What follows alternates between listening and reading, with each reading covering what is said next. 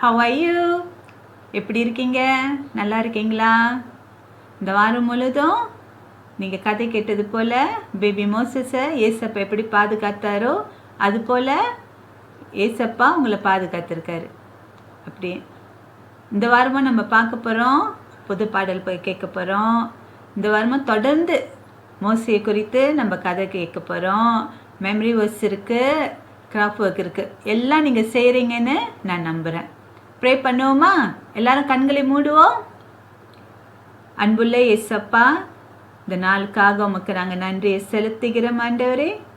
அப்பா, அந்த வேலையும் கர்த்தாவே பேபி மோசஸை நீங்கள் எப்படி பாதுகாத்தீங்களோ அதுபோல் இந்த வாரம் முழுவதும் எங்களை பாதுகாத்தமைக்காக நன்றி ஆண்டவரே. அப்பா, உம்முடைய வார்த்தையை கேட்டு நாங்கள் கீழ்ப்படிய எங்களை நாங்கள் ஒப்பு கொடுக்குறோம். இந்த வாரமும் நீர் எங்களோட பேச வேணும்னு நாங்கள் ஜெபிக்கிறோம். எல்லாம் இயேசுவின் நாமத்தில் ஜெபிக்கிறேன், ஆமேன்.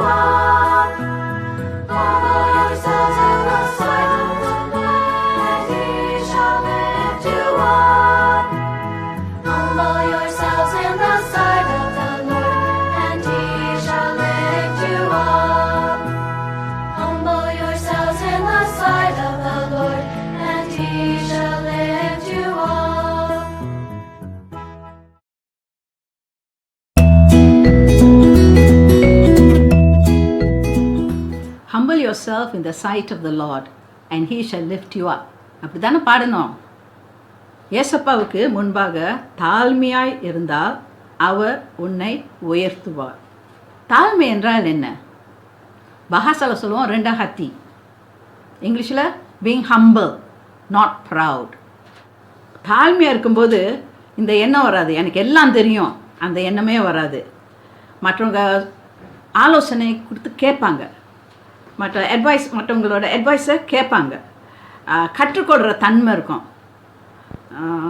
அதுக்கு பிறகு கீழ்ப்படிதல் இருக்கும். ஒரு தாழ்மை உள்ள பிள்ளை என்ன செய்யும், பார்க்கும் இதை நான் செஞ்சது சரியா தப்பு செஞ்சுருந்தா, தவறு செஞ்சுருந்தா திருத்திக்கொள்ளும், கரெக்ட் பண்ணிக்கிறோம். அது மட்டும் இல்லை, ஆண்டவர்கிட்ட மன்னிப்பு கேட்கும், மற்றவங்ககிட்டையும் மன்னிப்பு கேட்பாங்க. தாழ்மை உள்ள ஆள் தன் தப்பை உணர்ந்து ஆண்டவர்கிட்ட மன்னிப்பு கேட்பாங்க, அப்புறம் மற்றவங்ககிட்டையும் மன்னிப்பு கேட்பாங்க. போன வாரம் பேபி மோசையை பற்றி கேட்டோம். அவர் எங்கே வளர்ந்தார்? அரண்மனையில். எல்லாரையும் பாஸ் பண்ணியிருப்பார்.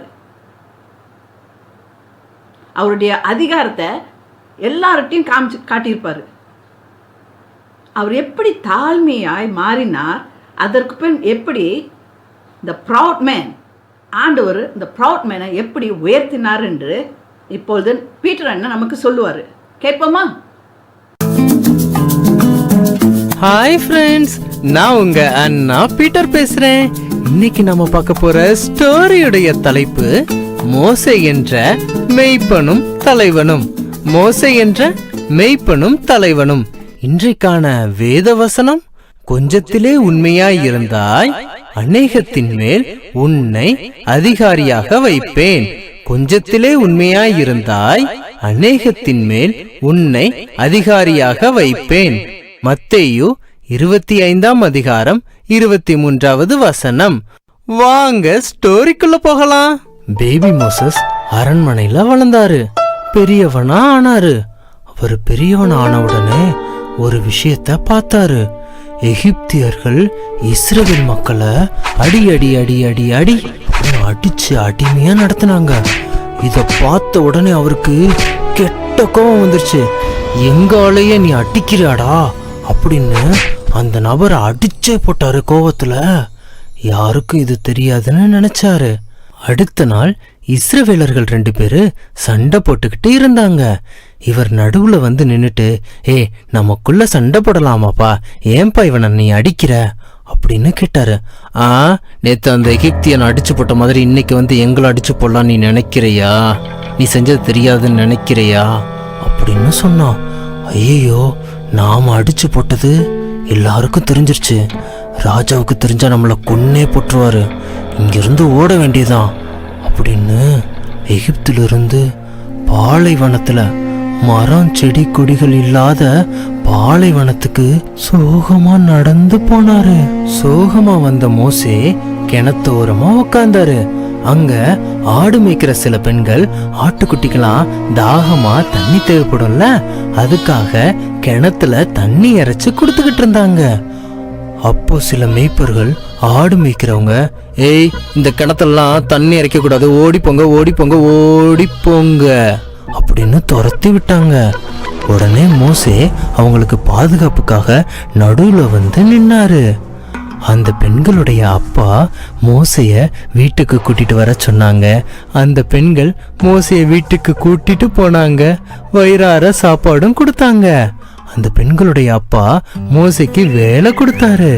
மோசே நல்லா வேலை பார்த்தாரு, நல்லா ஆடு மேய்ச்சாரு. மோசைக்கு கல்யாணமும் ஆச்சு, குழந்தையும் பிறந்துச்சு. அந்த கல்யாணமான பெண் பேரு ஜிப்போராள். மோசே ஆடு மேய்ச்சிக்கிட்டு இருந்தாரு.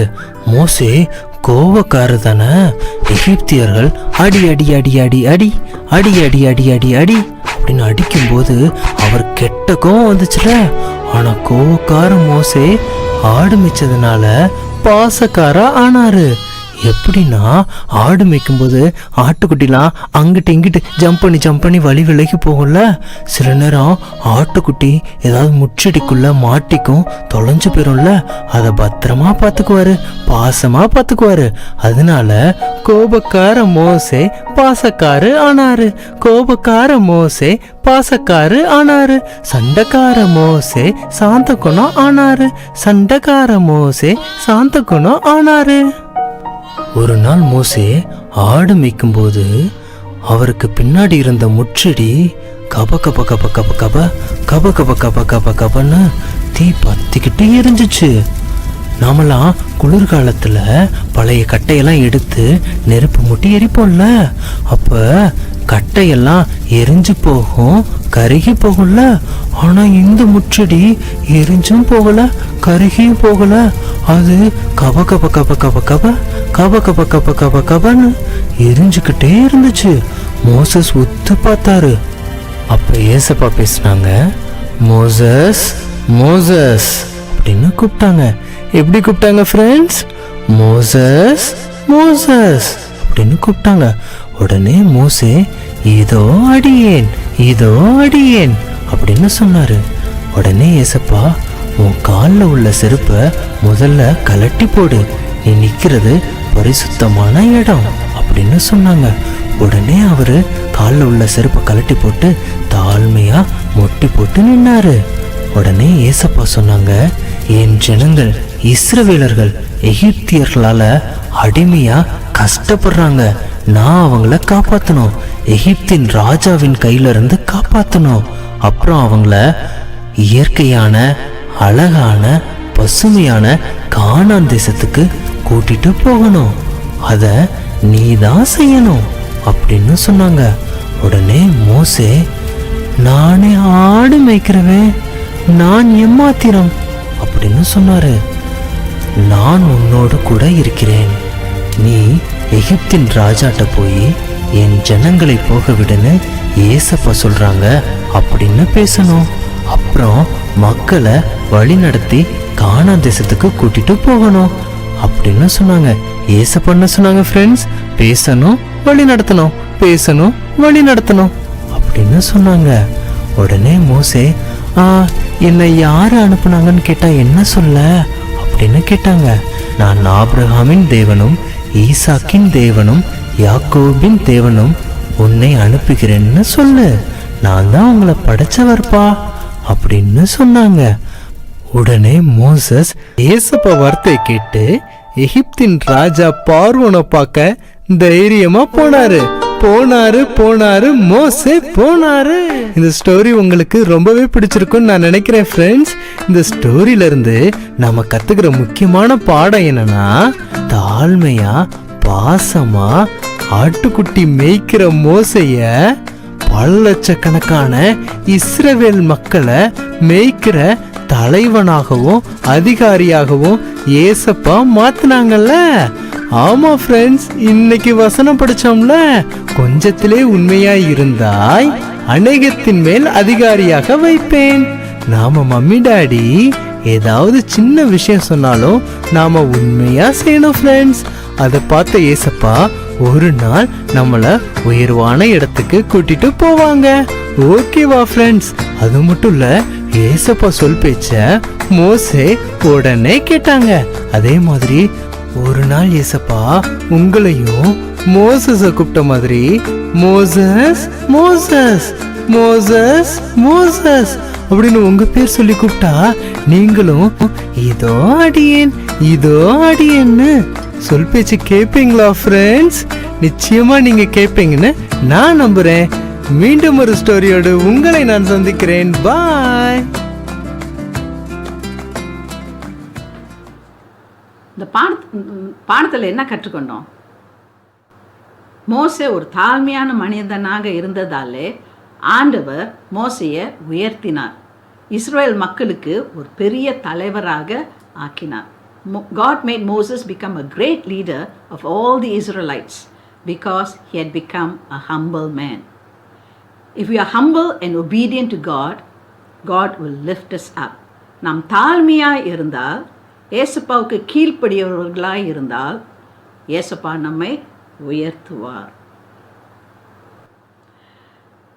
பாடத்தில் பார்த்தோம், மோசே ஒரு கோபக்கார மனுஷனாக இருந்தார், பெருமை உள்ள மோசையாக இருந்தார், சண்டைக்கார மோசை. ஆனால் தாழ்மை உள்ள அன்பான மனிதராக மாறினார். இது வாழ்க்கையில் ஒரு சம்பவம் நடந்திருக்கும். ஆடுகளை மேய்ச்சிக்கிட்டு இருக்கும்போது அவர் செய்த காரியங்களை அவர் யோசித்து தான் செய்த தப்புகளை உணர்ந்திருப்பார். அவர் ஜெபிச்சிருப்பார், தேவா நான் தப்பு செய்தேன், கொலை செய்தேன், என்னை தண்டிக்காதீங்க, என்னை நீங்கள் மன்னித்து என்னை ஏற்றுக்கொள்ளுங்க அப்படின்னு அவர் ஆண்டவர்கிட்ட சொல்லியிருப்பார். இப்போ கேள்விகள் போகுமா? முதல் கேள்வி, பீட்டர் என்ன சொன்னார்? மோசே அந்த எகிப்தனை அடித்தார் என்று. ஆனால் மோசே உண்மையிலே அவனை கொன்று போட்டார் என்று பைபிள் சொல்லுகிறது. Peter said that Moses beat up an Egyptian, but the Bible says that Moses actually killed him. Why did Moses beat and kill the Egyptian? கேள்வி இது, மோசே அந்த எகிப்தனை ஏன் அடித்து கொன்றார்? இரண்டாவது கேள்வி, when Moses saw the Egyptian beat an Israelite, he became angry. He asked, "How dare you beat my people?" The next day, when he saw two Israelites fighting, Moses said, "Must we fight among ourselves?" So Moses knew that he, Moses, was A, an Israelite, or B, an Egyptian. ஒரு எகிப்தியனை ஒரு இஸ்ரவேலன் அடிப்பதை மோசே பார்த்தபோது அவருக்கு கோபம் வந்தது. அவர் கேட்டார், எங்கள் ஆளையை அடிக்கிற? அடுத்த நாள் 2 இஸ்ரவேலர்கள் சண்டை போடுவதை பார்த்தபோது மோசே, நமக்குள்ள சண்டை போடலாமாப்பா என்று கேட்டார். ஆகவே மோசேக்கு தெரியும் அவர் ஒரு A, இஸ்ரவேலர், B, எகிப்தியன். மூன்றாவது கேள்வி, Moses murdered the Egyptian. Is it wrong or right? மோசே அந்த மனிதனை கொலை செய்தது சரியா தப்பா? What can you do today when you see something wrong happening? Think. இன்று நீ ஏதோ ஒரு தப்பு நடக்கிறத பார்த்தா என்றால் நீ என்ன செய்ய வேண்டும்? சிந்தித்துப்பார். நாலாவது கேள்வி, Moses ran far, far away. When he came to a well, he sat there. What did he do that was kind? மோசே ரொம்ப தூரம் ஓடி போனார். ஒரு கிணற்றுக்கு வந்தபோது அவர் அங்கே உட்கார்ந்தார். அப்போது அவர் ஒரு நல்ல காரியம் அங்கே செய்தார். அவர் என்ன செய்தார்?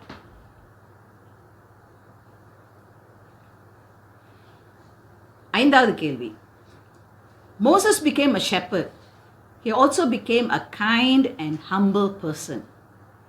Now God had a big plan for him. What did God ask Moses to do? All except one. Which one?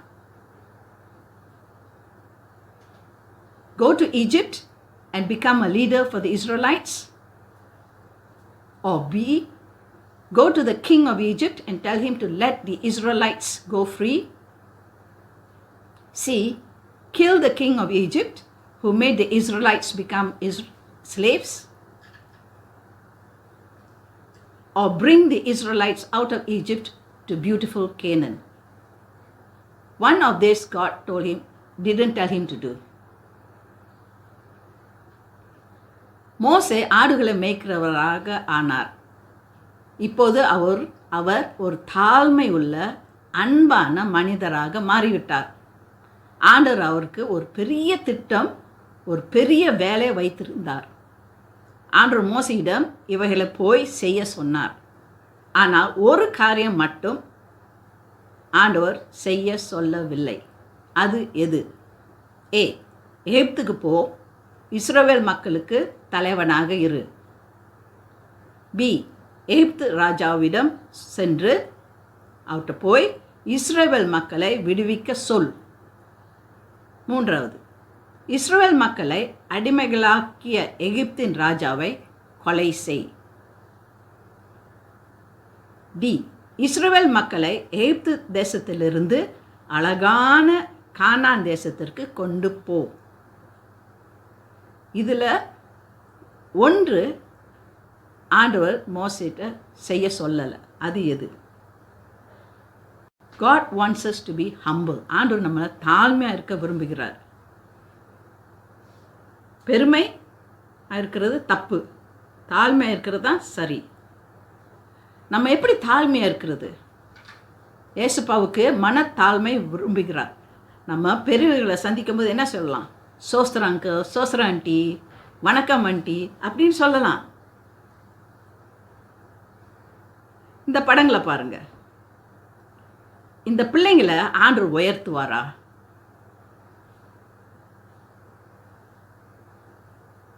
இப்படிப்பட்ட பிள்ளைங்களை ஆண்டவர் உயர்த்துவாரா? இந்த படத்தை பாருங்க. இந்த பிள்ளைகள் போல் இருப்பவர்களை ஏசப்பா உயர்த்துவாரா? பெரிய காரியங்கள் இவர்கள் செய்ய விடுவாரா? Will he lift up such children? Let us be humble before God and before people. ஏசப்பாவுக்கு முன்பாக தாழ்மையுடன் இருப்போம், மற்றவர்களுக்கு முன்பாகவும் தாழ்மையுடன் இருப்போம்.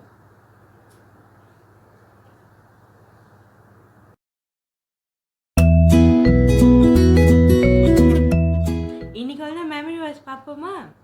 இன்னைக்கு வந்து மெமரி வேர்ஸ் எங்கேருந்து எடுக்கப்பட்டிருக்குன்னா, Matthew chapter 25 verse 23. Matthew chapter 25 verse 23. மத்தேயு 25ஆம் அதிகாரம் 23வது வசனம். 2 வசனம் பெரிய பிள்ளைங்க 2 வசனம் படிக்கணும். 2வது வசனம் James chapter 4 verse 10. James chapter 4 verse 10.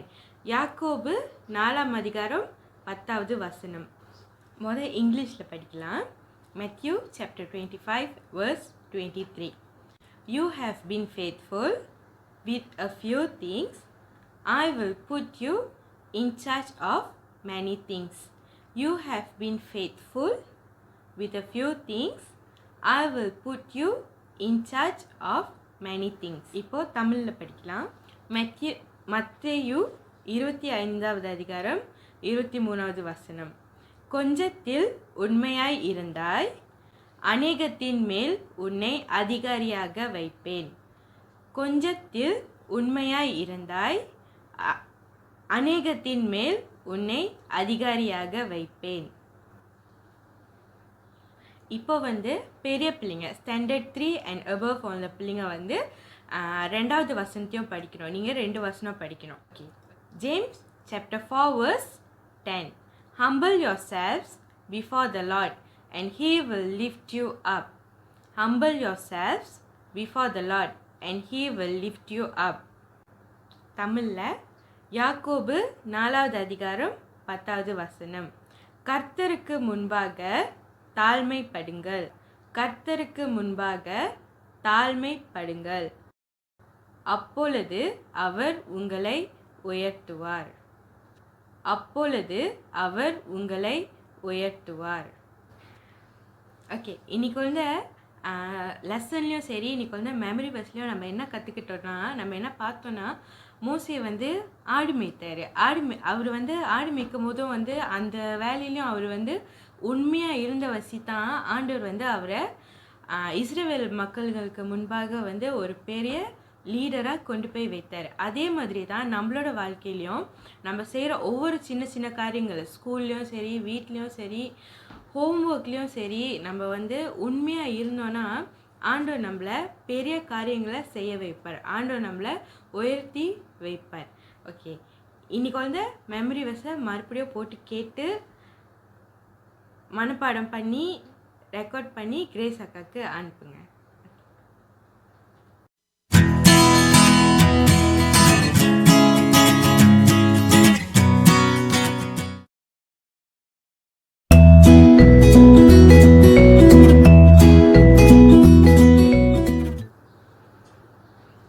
சரி பிள்ளைங்களா, இன்றைக்கி ஆர்ட் அண்ட் கிராஃப்ட் போமா? ஓகே, A4 பேப்பரில் ஹாஃப் பீஸ் மட்டும் எடுத்துக்கோங்க. இன்றைக்கி ஜஸ்ட் ஒரு சிம்பிள் ட்ராவிங் தான் ஆண்டி கற்றுக் கொடுக்க போகிறேன். நீங்கள் என்ன செய்ய போகிறீங்க, ஆண்டி ஃபாலோ பண்ணலாம். அப்படி ரொம்ப சின்ன பிள்ளைங்களா இருந்துச்சுன்னு சொன்னால் நீங்கள் உங்கள் ஃபாதர் இல்லை அப்பா அம்மா இல்லைன்னா அண்ணன் அக்கா கற்றுக் கொடுக்க சொல்லலாம். ஓகே, முதலாவது என்ன செய்ய போகிறீங்க, ஒரு பெரிய யூ எடுத்துக்கொள்ள போகிறீங்க. ஓகே, இது ரொம்ப சிம்பிளான இது தான். யார் கலர் பேப்பர் யூஸ் பண்ணுறீங்களோ அவங்க வந்து கலரிங் பண்ண தேவையில்ல. ஓகே, பார்த்துக்கிட்டிங்களா? ஓகே, ஒரு சின்ன ஐஸ் 2. ஓகே, பாருங்கள் எவ்வளோ சிம்பிளாக ஆண்டி இன்றைக்கி உங்களுக்கு செய்ய கொடுக்குறேன். இவ்வளோ தான் செய்ய போகிறீங்க. நார்மலாக நீங்கள் எப்படி க்ளவுட்ஸ் வரைவீங்களோ அதே மாதிரி வரையலாம். பார்த்துக்கிட்டிங்களா?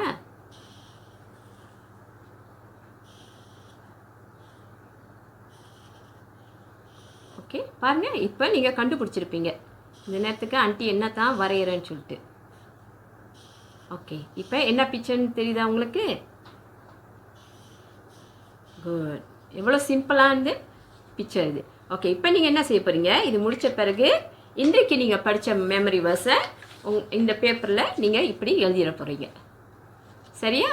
இதுதான் இன்ற வாரத்துக்குள்ள art and craft. Okay, see you, bye.